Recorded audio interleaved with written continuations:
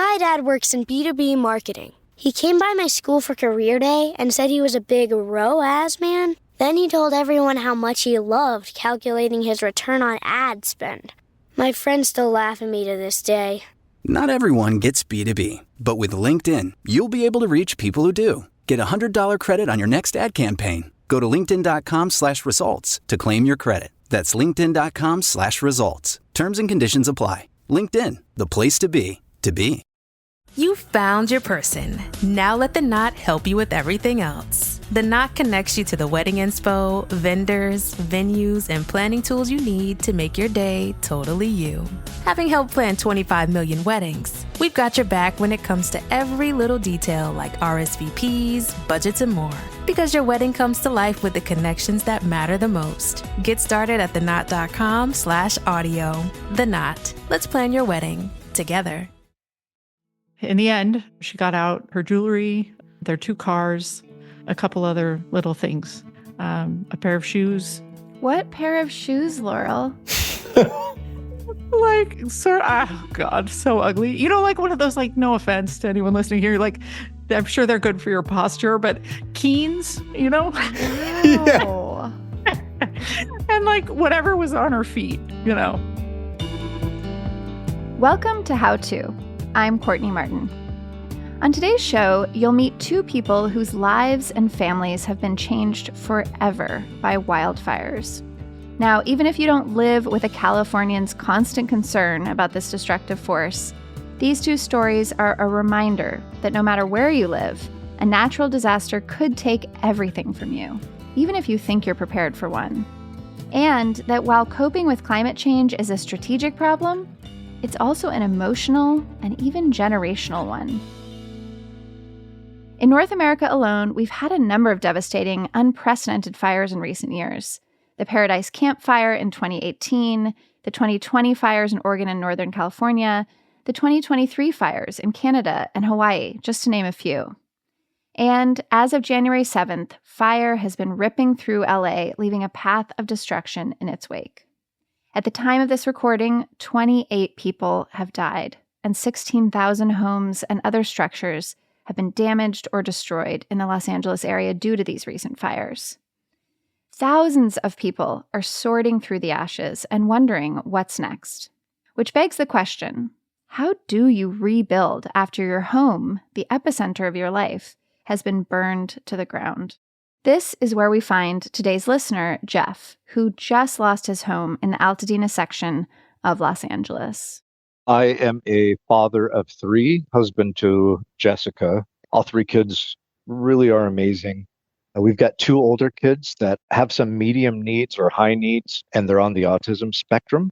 They tend to spend a lot of time online gaming and talking with their friends. And my 22-year-old is also an artist.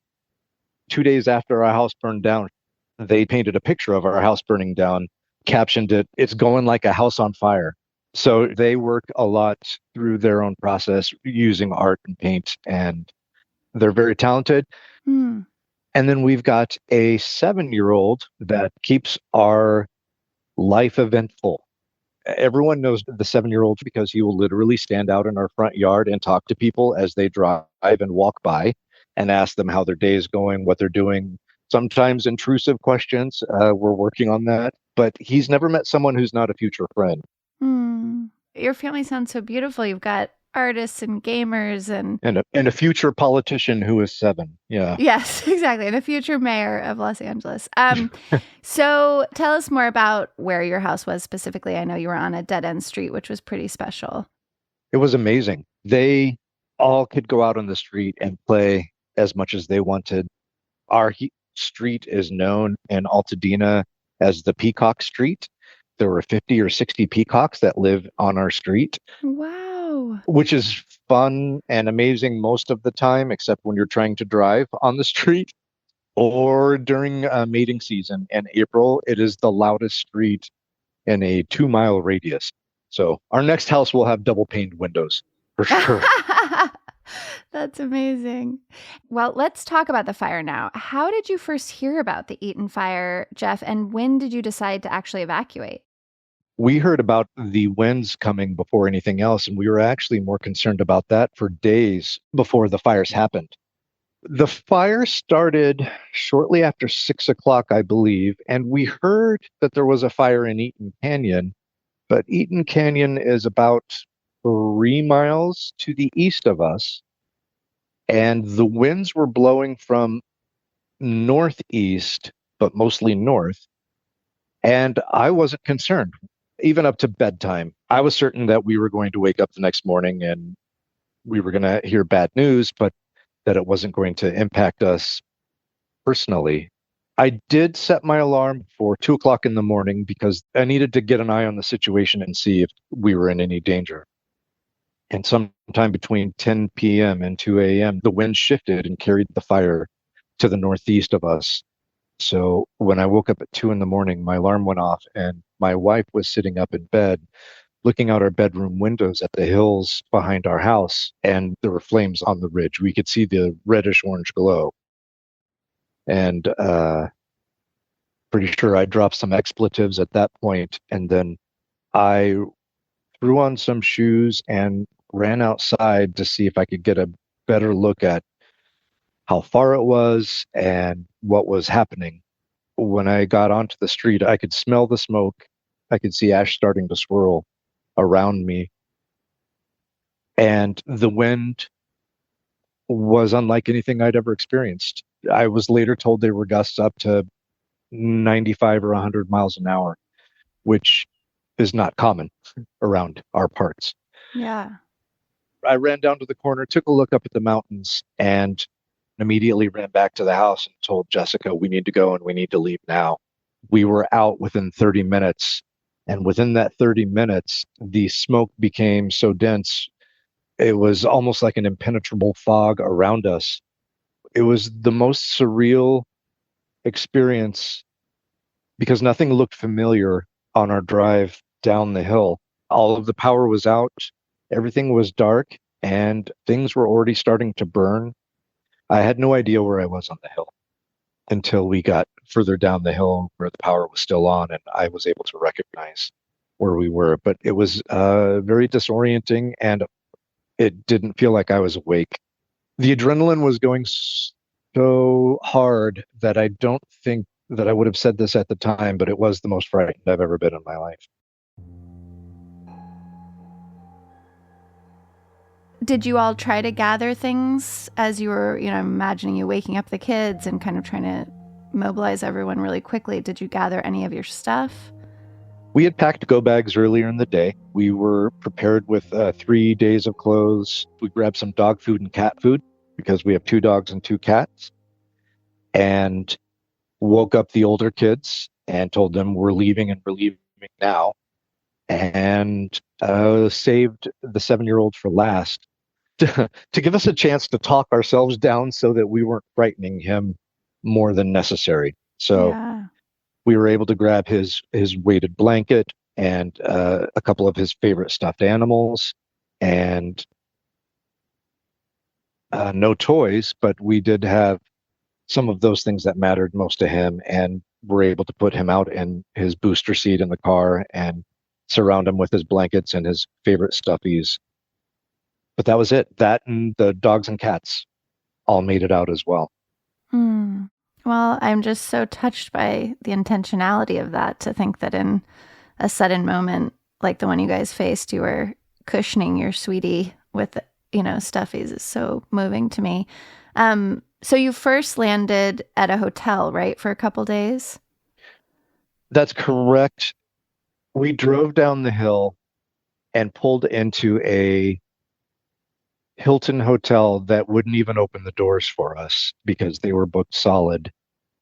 And we really didn't want to spend the next hour, 45 minutes in the car if we could avoid it. So I called a reservation line and talked to a customer service agent, and they said that there was a Hilton in Los Angeles that had 2 nights free.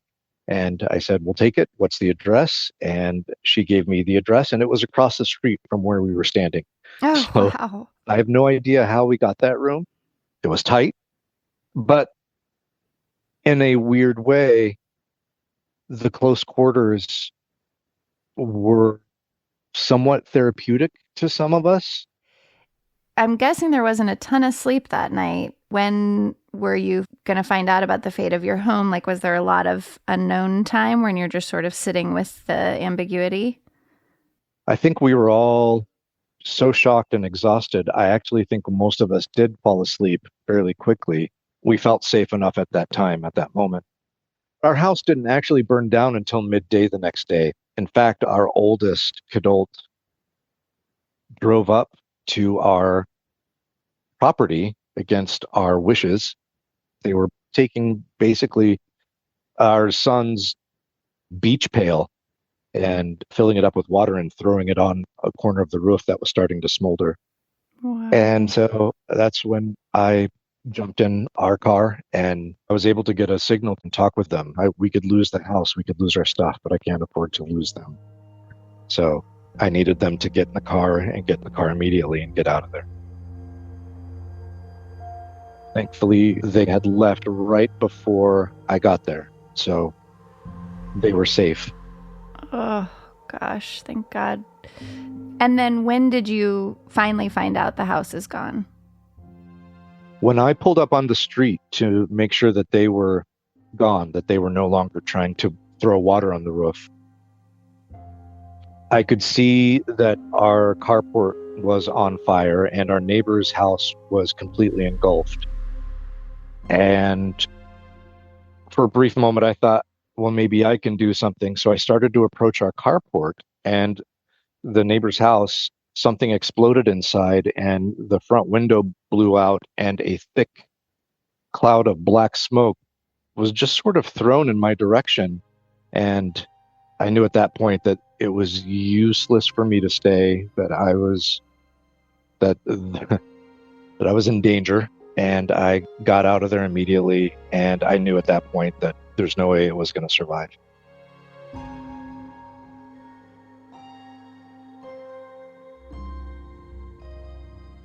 So I'm sure it's, there are a million emotions, but can you describe a bit of kind of the emotional experience of that reckoning, and how are you doing now?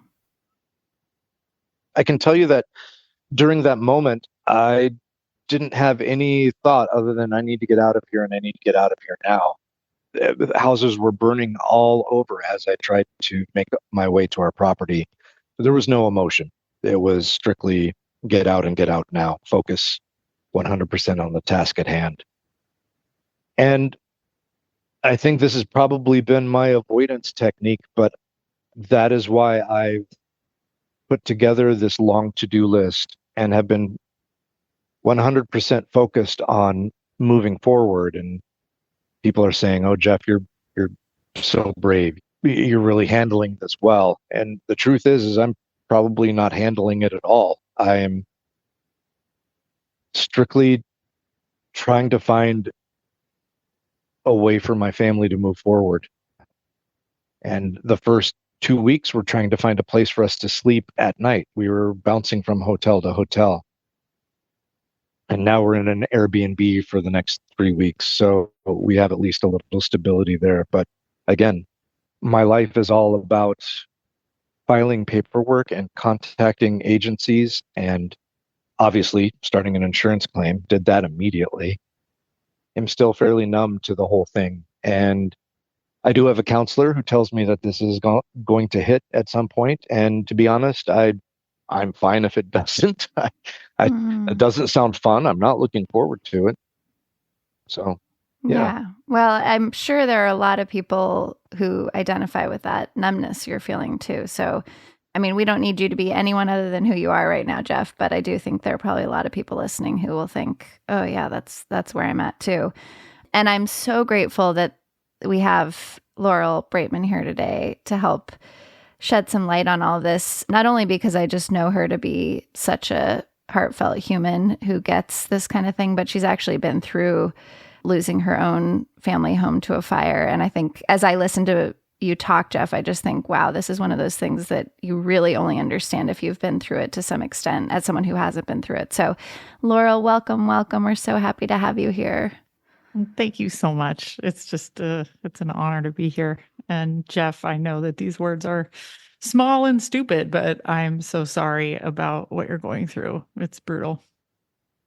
No, they're not small. That means a lot. One of the most difficult things I've experienced is the survivor guilt. People who have homes that didn't burn and they feel terrible. And I tell them every time it's a win for me too. Like it almost feels like we are united against this common enemy of fire. And anytime someone's house made it out, I'm just grateful for that.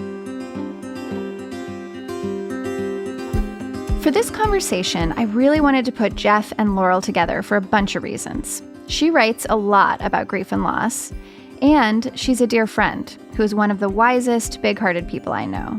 But also, as you'll hear, Laurel is in many ways living Jeff's future. Her family ranch in Southern California burned down in 2017. She's lived through the heartbreak and the glimmers of hope that comes with rebuilding your home. We'll dive in after the break.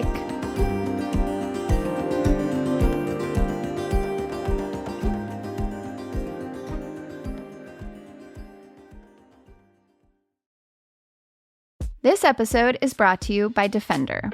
For those who embrace the impossible, the Defender 110 is ready for the adventure. This legendary vehicle has been reimagined with modern design for a new generation of explorers. With a striking exterior that boasts compelling proportions and precise detailing, the Defender 110 masterfully combines style with capability. The Defender is built with a durable, lightweight, monocoque architecture to provide extra strength for your next great adventure. Engineered to meet challenges head-on and tested to the extreme, the Defender empowers you to explore with confidence and embrace the impossible, whether you're off-road or on. Ready for a wide range of adventures? The Defender family also features the two-door Defender 90, the Defender 110, and the Defender 130, which seats up to 8. A vehicle made to go further, the Defender 110. Learn more at landroverusa.com/Defender. Every day, thousands of Comcast engineers and technologists, like Kunle, put people at the heart of everything they create. In the average household, there are dozens of connected devices. Here in the Comcast family, we're building an integrated in-home Wi-Fi solution for millions of families like my own. It brings people together in meaningful ways. Kunle and his team are building a Wi-Fi experience that connects 1 billion devices every year. Learn more about how Comcast is redefining the future of connectivity at comcastcorporation.com/Wi-Fi. I was snooping around on your, official profiles today, and I realized your Instagram profile says that you want to be the human equivalent of casserole. You bring people after shit hits the fan, which I just loved. What kind of casserole would you be, Laurel, if you were going to bring Jeff a casserole right now? I mean, probably some sort of noodle kugel dish that's like can't make up its mind whether it's like sweet or savory, of like strange consistency, but nevertheless like fills you up, and you can eat out of it long past its expiration date in the fridge as long as you microwave it sufficiently. I'm in. I'll give you the address after the podcast. Great. Okay, perfect. So Laurel is one of these people, Jeff, who has done so many things with her one wild and precious life. She is a farmer, a teacher, a writer. Sometimes I'm like, what actually doesn't Laurel do? That would be kind of easier to pin down. But Laurel, will you just describe your kind of professional expertise a little bit and then get us into the story of your family home?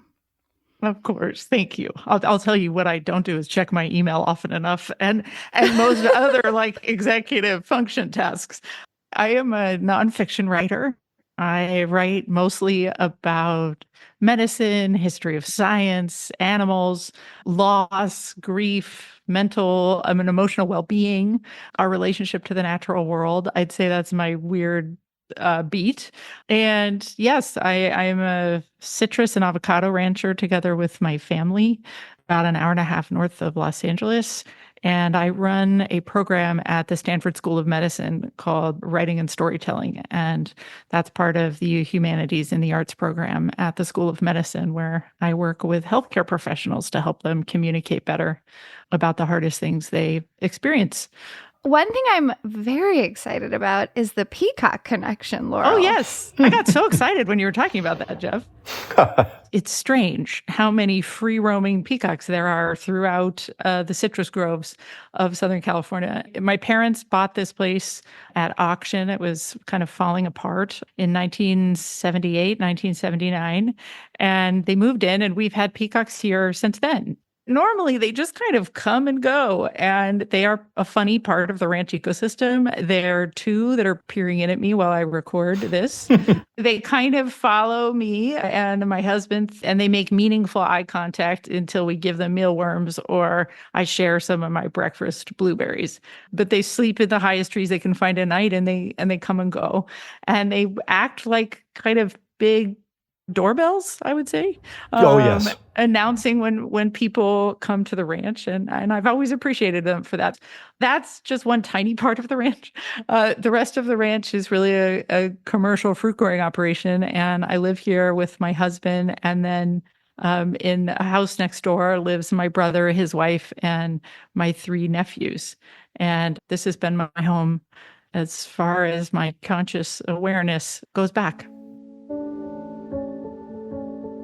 And like Jeff, you have experienced fire. Can you take us back to that moment in 2017 when you first heard that fire was near your home? Absolutely. Living with wildfire is not a new thing in California. Native people used wildfires to manage the landscape, and they are and always have been an important part of being a Californian. We've had lots of brushes with wildfires in the past, but what always happened was that, a fire truck would show up and they would stand on the roof and they would water it down, and we never had anything really threaten the house. In 2017, like this most recent bout of wildfires, there were just incredibly, incredibly high winds. And as you all probably know, like fire is behaving in new ways. And we can't look to past experiences to understand what's going to happen now. And in 2017, it came like a big wall of fire from our neighboring canyon down into our canyon through what is my favorite and most sacred place on the ranch, which is what we have not planted. So we have a big chunk of wildland here, which is just native oak forest and chaparral scrub. And that's where the fire came the hottest and the fastest. And it traveled down that sort of part of our canyon and burned the house down and a bunch of other associated structures, destroyed over 50% of our orchards. My brother had a small house on the property, and that was spared. My mom and stepdad and Antonio, who has worked with us for many years on the ranch, were able to stop the fire from burning his house down using hoses until we lost power, and then a small little tank of water that they borrowed from some community members. So my brother's house was spared, but the main house and everything in it was lost, and it was like a death.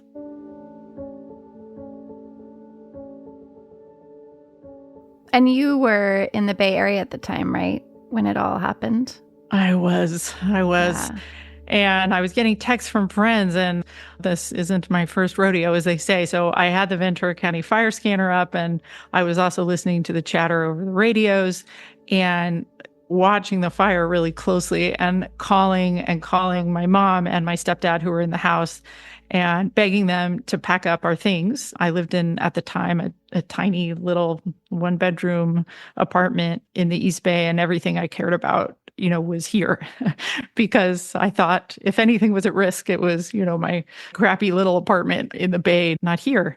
So I just started calling and begging them to get everything out while I was watching the fire. And I just kept calling and begging.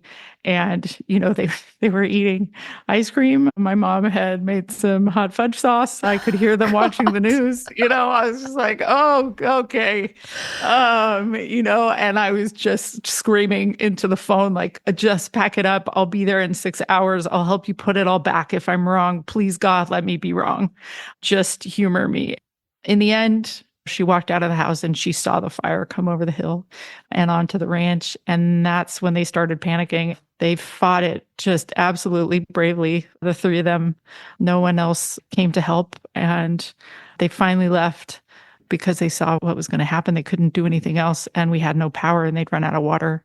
So in the end, she got out her jewelry, their 2 cars, a couple other little things, a pair of shoes, but that was it. And Amazing. they drove the cars down to the end of the canyon, parked them. And then they went back, and that was really stressful because both my stepsisters and I, we all have our parents on Find My Friends, and I could see what was happening with the fire, and was in the car with my stepsister driving down, but I could see that she'd gone back to the house site, and I knew there was still active fire, and so I just kept calling and begging to be like, okay, we know it's probably gone, like please save yourselves.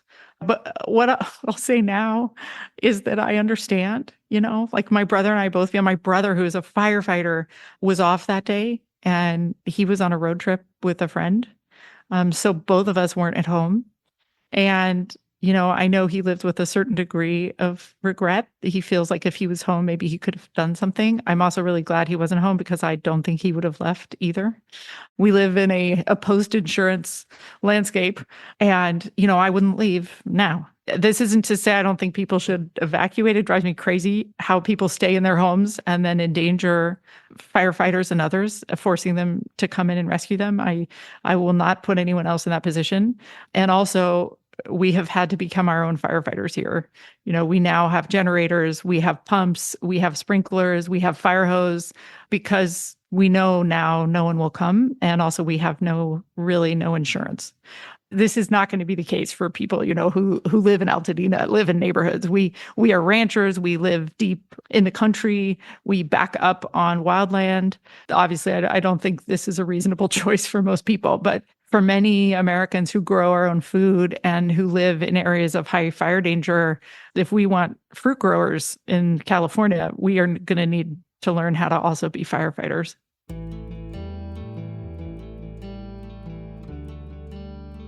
I'm struck, Laurel and Jeff, that both of you had family members who went back, and also just that families, surprise, surprise, are complicated, and everyone has different ways of processing the feelings around this. Jeff, how are all of your family members doing now? Like, would you say others are kind of in the numb zone with you, or are people having differential reactions? I think people are having different reactions. My wife and I went back up to our property last Friday. That was a very real moment for both of us. We got snippy with each other pretty quickly and took a step back and realized what was going on. And we were able to both say, I apologize. This isn't you. This is the fact that we're walking in 4 inches of ash that used to be our belongings. Yeah. But that was tough. The most difficult time that I had, aside from visiting the house, was I went to a donation event held by my company, and I was overwhelmed to the point of almost being incapacitated at that event by people's kindness first and foremost, but also walking around this giant conference room at my place of work and sort of had this mantra going through my head of, why am I here? Oh yeah, it's because I don't have anything anymore. It just kept repeating, and I couldn't shake it to the point where I had to leave and go sit down and just check out for a minute. First, Jeff, I think you're doing an amazing job. You said one thing that I want to try to give you an alternative way where that you may not be handling it and that it may come for you later, and that right now you're just feeling numb. I think you are handling it, and I think numbness is grief, and I think this is it coming for you. And yes, it's going to change, but I don't know if you've lost a person or another creature close to you before. I think we are best served when we look at these experiences like we would another loss, like as if we'd lost someone close to us, because I think grief is really the only map I have for experiences like this. And so everything that you are feeling is normal. And the more you can do to admit that, I think the more license you give to the rest of your family members to grieve any kind of way they might be, even if it looks like not grieving. I think you mentioned something really wise around you've been dealing with all of this adrenaline and the to-do list. And I think that is protective and smart. And, it's only been a couple of weeks. You're still in a defensive crouch. You're moving from rental or Airbnb to other rental. You're trying to figure out how to get through the day. That sometimes self-protectively, we keep the feelings that may level us or make us slightly less functional on a leash until it's safe to feel them. And some of us, that just never comes for, and other of us, it does. Some people get snippy. Some people check out. Some people are able to narrate really beautifully what they're going through the moment it starts happening. And most of us are all of those things at different times. So the last thing you should do is shame yourself in any kind of way for not feeling or not feeling enough because you were surviving. And I know you said people who keep telling you you're brave, and you're like, well, I'm just getting through the day. I think that's another parallel with grief, which is well, what's the alternative? Just lay down in the ash pile, right? No, right. You gotta get new socks. You gotta go buy pajamas. You gotta, make sure the kids are okay. You gotta find a new school to enroll them in. So I think part of this is just giving us license to deal with a great, kind of gaping hole that these sorts of things leave, and give yourself grace going forward to know that, some days you will, quote unquote, be dealing with this quite well and generously. And other days, you're going to snap and you're going to be too short with your kids. And that's part of it. But I think letting yourself feel the range gives them license and other people license. I wish I had done more work kind of early on to acknowledge the trauma that losing the house was. I started driving as soon as I saw what was going on with the fire. So by the time I got to the ranch, the fire was still happening. The house had already burned down, but the fire was still upon us. I just wish, even starting in those moments, that I could have acknowledged to myself that this really was a kind of trauma. It wasn't just quote unquote stuff. I think I told myself because we had insurance and we were so much better off than other people who had lost their houses but didn't have it, that I didn't really have a right. We were privileged and we should get up and on with it. And I don't think that helped me or my family. So while some comparison and feeling your blessings that you have them is good, I think it's also okay to feel sorry for yourself, sometimes aggressively.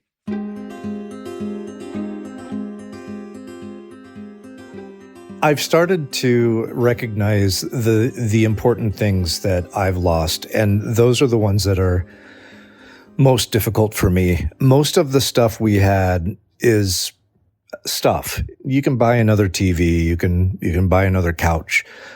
The letters that I saved from my parents and my sister from when I was in college, I'll never read those again, and hadn't read them for many years, and now I'm regretting that I don't have a clear memory of what they wrote about. Those are the hard things.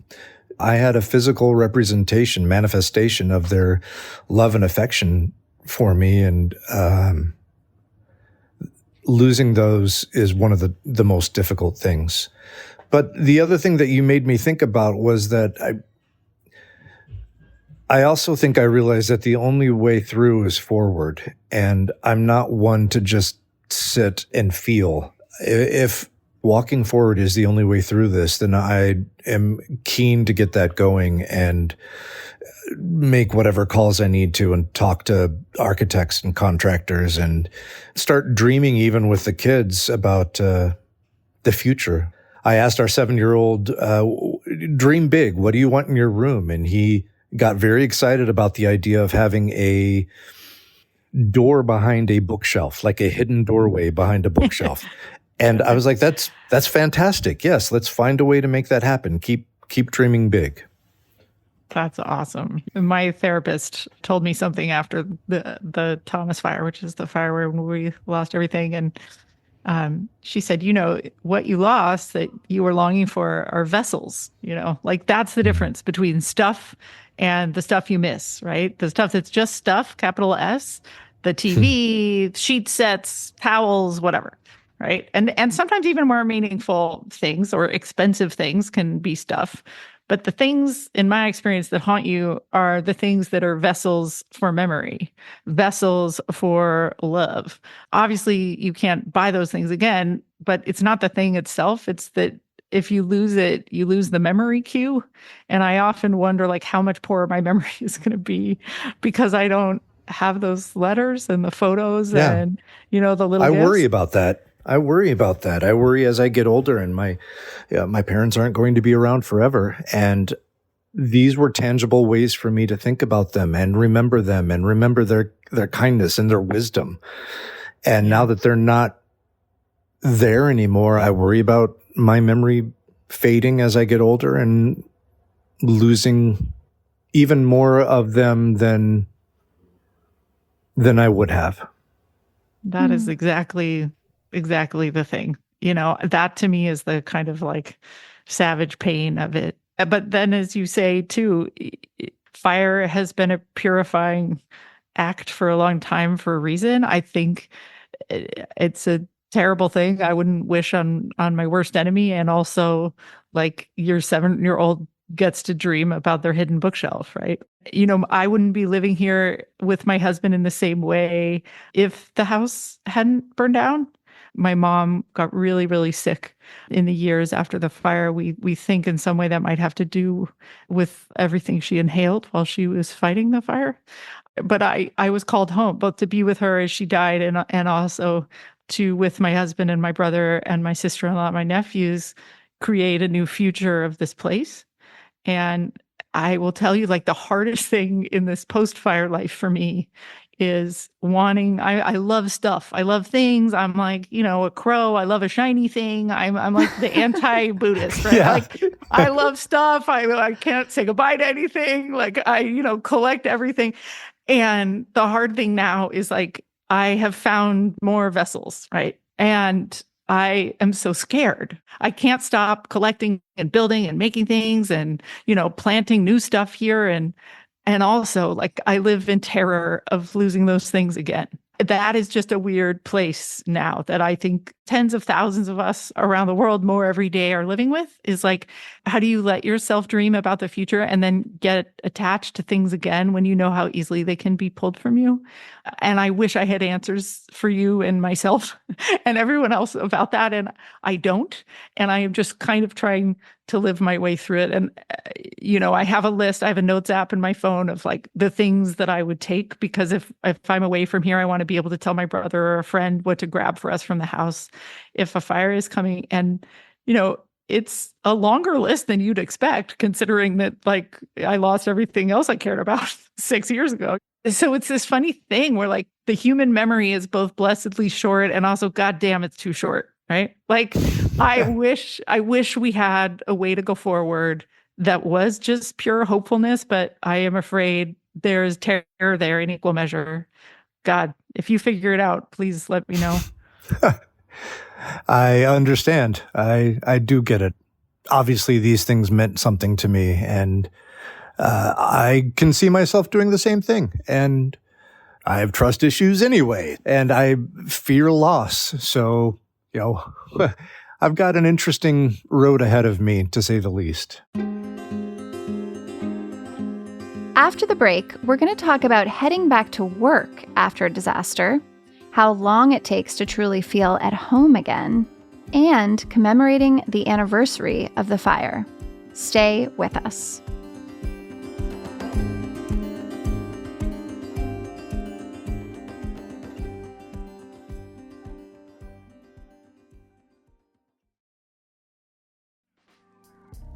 When you think about businesses that are selling through the roof, you think about a great product or a cool brand or maybe some brilliant marketing. But the often overlooked secret is actually the business behind the business, making selling simple. And for millions of businesses, that business is Shopify. Nobody does selling better than Shopify, home of the #1 checkout on the planet. And the not-so-secret secret is that Shopify with Shop Pay can boost conversions by up to 50%, meaning there's way less carts going abandoned and way more sales. So if you're into growing your business, your commerce platform better be ready to sell wherever your customers are scrolling or strolling, on the web, in your store, in their feed, and everywhere in between. Businesses that sell more sell on Shopify. Upgrade your business. Sign up for your $1 per month trial period at shopify.com/howto. Go to shopify.com/howto to upgrade your selling today. Shopify.com/howto. Drinking water, as you probably know, is really, really important. In fact, one of the things that I did as a New Year's resolution is I pledged that every morning I will wake up and I will drink a large glass of water right away. And here's the thing that I discovered. Drinking water is really, really hard unless that water tastes really, really good. And that's why I've been using AquaTrue. AquaTrue purifiers use a 4-stage reverse osmosis purification process, and their countertop purifiers work with no installation or plumbing. Their filters remove about 15 times more contaminants than ordinary pitcher filters. AquaTrue comes with a 30-day money-back guarantee and even makes a great gift. Today, listeners receive 20% off any AquaTrue purifier. Just go to aquatrue.com, that's AQUATRU.com, and enter code HOWTO at checkout. That's 20% off any AquaTrue purifier when you go to aquatrue.com and use promo code HOWTO. Science and tech are constantly evolving with new discoveries happening every week. On Curiosity Weekly from Discovery, make sense of some of the biggest questions and ideas shaping our world. Each week, unpack breaking science and tech news with expert guests who make it all make sense. You'll learn things like how neuroscientists are studying TikTok and your social media habits to see which chemicals are being released in your brain to make you so obsessed. In one episode, they'll cover the science of sleep and how scientists are now studying ASMR videos on YouTube to see how people's brains are responding and how it can be used to help insomniacs. Curiosity Weekly will cover all of this and even how there are robots that can appear to feel pain. Curiosity Weekly is for anyone who wants to understand the world a little better. It'll hit you with astonishing facts and entertain you at the same time. Listen to Curiosity Weekly wherever you get your podcasts. We're back with Laurel Braitman, author of What Looks Like Bravery, an epic journey through loss to love, and Jeff, who has, as he put it, an interesting road ahead of him after just losing his home. I asked him what he thinks about when he looks out at a future beyond the immediate triage and paperwork. That's a great question. One of the things that I've been trying to do is to inject some sense of normalcy back into my life by going back to work. And it's not going great. My employer has been very, very generous and forgiving and has told me, take as much time as you need. And I'm seeking structure, but I find that I'm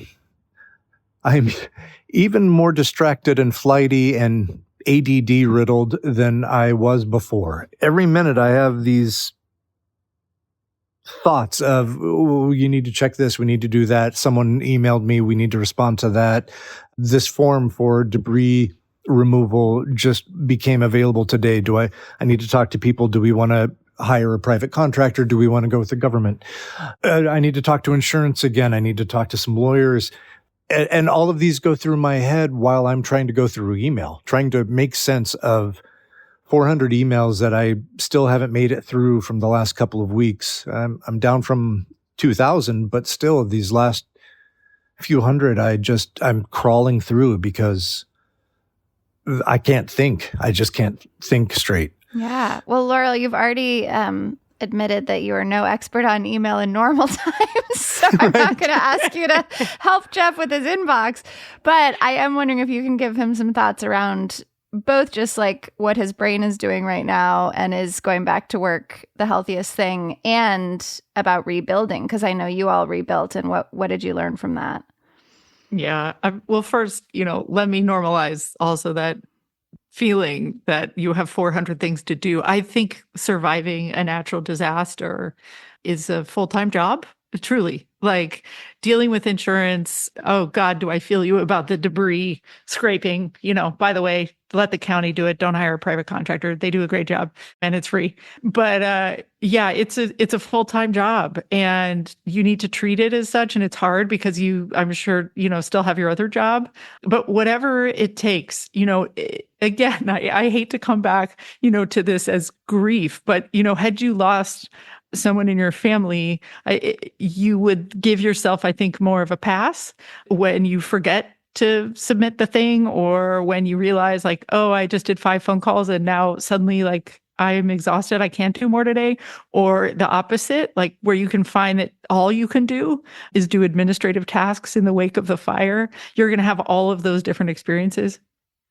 When it comes to rebuilding, oh my God, it's a long road. I now live in the house that's kind of survived the fire that had originally been my brother's house on the ranch, but we are still dealing with replacing our electrical because it got so fried during the fire. So the reason I am recording this from the bedroom is because we have an electrician working in the other room figuring out some of our electrical work.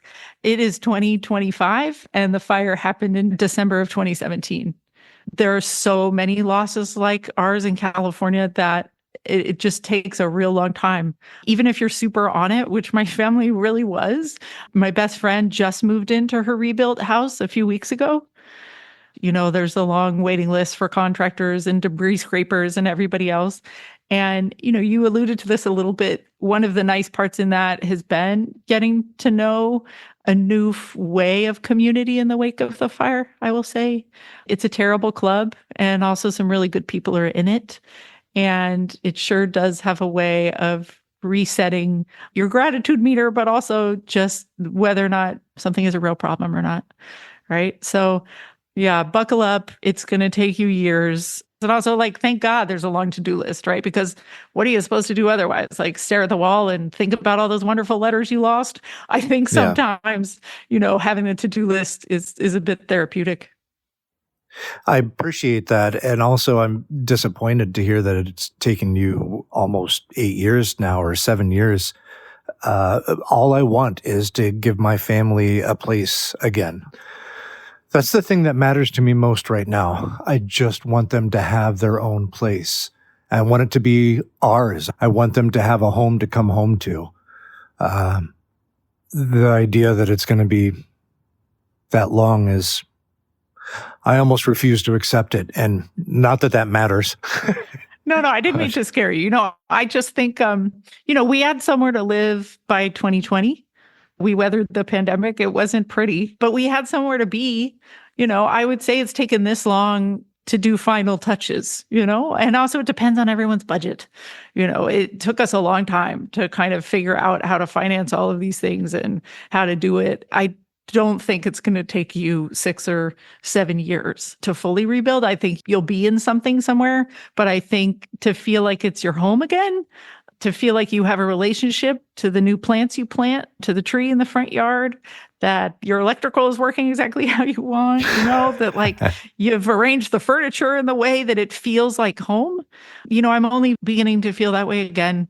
A couple nights a week, I have a dream that I am in the house that we lost. I can still hear the squeaky hinges on the door between the kitchen and the garage, right? Like I am haunted by a place that no longer exists. And I think that's going to be with me forever. And like any kind of loss, like that exists alongside, our beautiful garden that we've replanted and the greenhouse that, the glass melted on half of it. And that my husband finally replaced all the glass this summer. And we have a full suite of baby vegetables in there. And, life begins anew. I'll tell you one thing that's been really comforting for me is that the fire came through the wildest part of the ranch where we have lots and lots of California live oaks.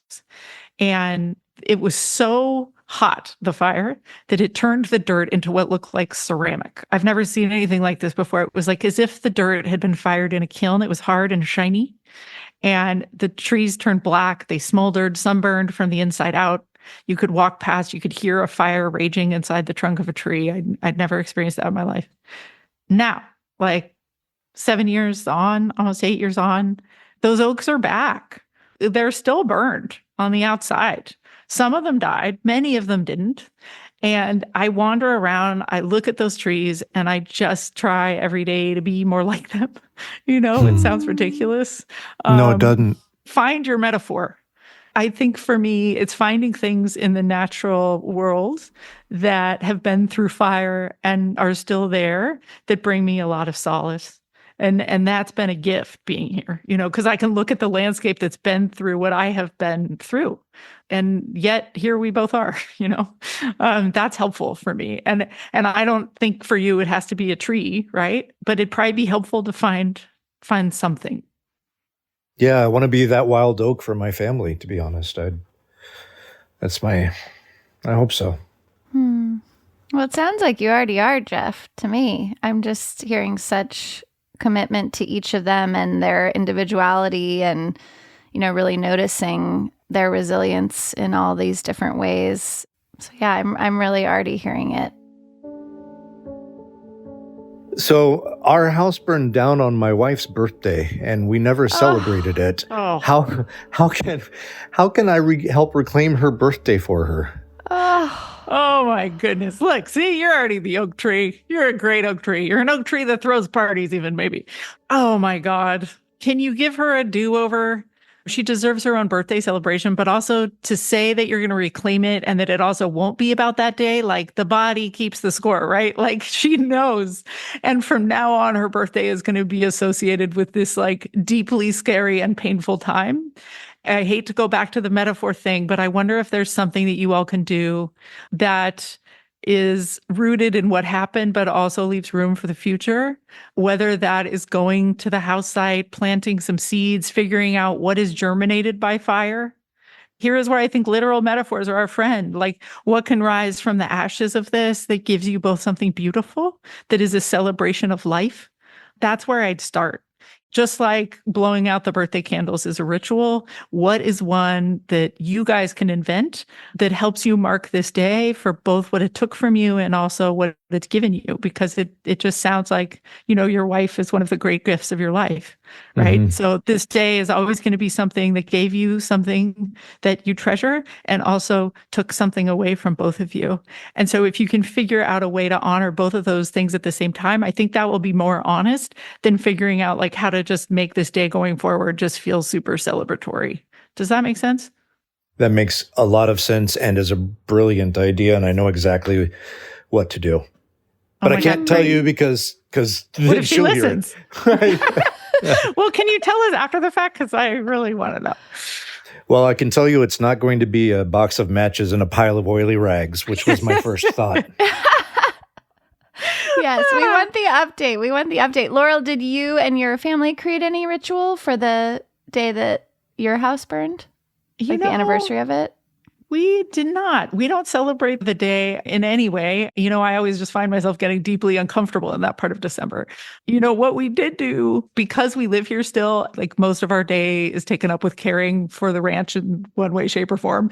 When we decided to spread my mom's ashes after she died, that to me felt like a marking because we didn't put her in like a grave here. She wanted to be cremated and spread on the ranch. But instead of putting her in any one place, which to me felt like, well, what if there was a landslide or, what if a fire took out the tree that was right above her, whatever. So instead, we had a neighbor and a dear friend who has a crop duster. We do a lot of things, ranching wise in these parts by crop duster, small little airplane. And he took up her ashes in the crop duster, and we had a bunch of her friends and our friends over. And we mixed her with a 10-pound bag of gold medal flour so it would be visible from the crop duster and spread her over the lemon orchard. So she wouldn't be in any one place, but that she would be everywhere. And that really helped. So I'd say, our life here is kind of a ritual to the place. And so is all of our, Family Fire Academy drills.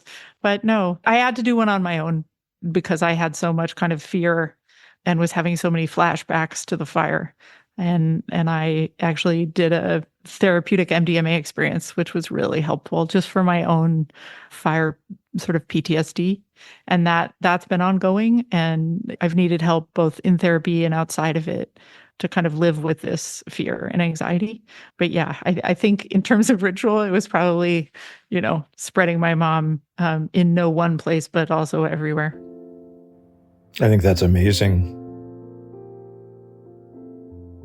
It's pretty weird, but I don't think so at all. I think it's beautiful. I love it. That's such an honor to her. That is what a great way to honor her and her life on the ranch and everything that she put into the land and the family that she gave to the land. That's amazing. We plant trees for every major birthday or wedding or death. So we do that all the time. That might come into your ritual too, maybe, or when you guys move back into the house. The most hopeful act, I think, is to plant a tree that that you won't live to eat the fruit off necessarily, or to see it grow to its tallest height. It's an act of hope in the future. And I think that's as much a part of dealing with wildfire and other natural disasters as we can do. Thank you. I love that. Oh my gosh, I could talk to you two forever. And I am going rogue here because my producers have not said this is okay, but I'm like, should we just talk every 6 months for the next rest of our lives? Well, because I think, Laurel, you have so much to offer at different moments in this process. And Jeff, I know we're catching you at just this very beginning. And so, in any case, I hope you'll be in touch with us. And I also kind of do hope the three of us can talk again. And Jeff, just please know that, we're here for you and your family and just have such profound admiration for how you're navigating all of this. And Laurel, thank you so much for your time and your weird, perfect wisdom. Yeah, thank you, Laurel. Thank you. And good luck out there, Jeff. If you need anything, I also have a little document I can email you about what was helpful with dealing with insurance claims if you want. The little I would love nitty gritty for the airwaves. But if you want to talk about insurance claims, that's a fresh hell. Yes, it is. And I'm getting my hands on everything I can. And I would be honored to come back. Apparently, this is going to be quite the long journey. And there's going to be a lot of updates that happen along the way. I'm happy to help however I can. And I'm happy to come back. Awesome. Thank you both so much. Thank you so much. Thank you for showing us how to in all things that matter.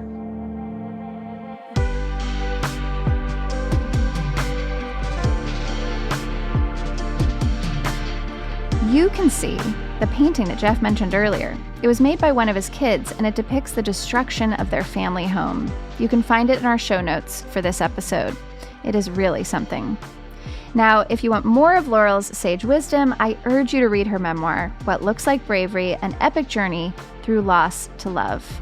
And actually, Slate Plus listeners are in for a special treat. Laurel is going to read a passage from her memoir and explain why guilt is only useful once. This insight helped me so much when I read it, so stick around. If you aren't already a Slate Plus member, you can subscribe now on Apple Podcasts by clicking Try Free at the top of the How To Show page. Or visit slate.com/how-to-plus to get access wherever you listen. The episode is available for you to listen to right now. We'll see you there. Are you recovering from a disaster, literal or emotional? Send us a note at howto@slate.com or leave us a voicemail at 646-495-4001, and we might have you on the show. And if you like what you heard today, please give us a rating and a review and tell a friend. That helps us help more people. How To is produced by Rosie Belson with Kevin Bendis. Joel Meyer is senior editor, and Derek John is executive producer. Merritt Jacob is senior technical director and composed our theme music. Charles Duhigg created the show. Carvel Wallace is my co-host. I'm Courtney Martin. Thanks for listening.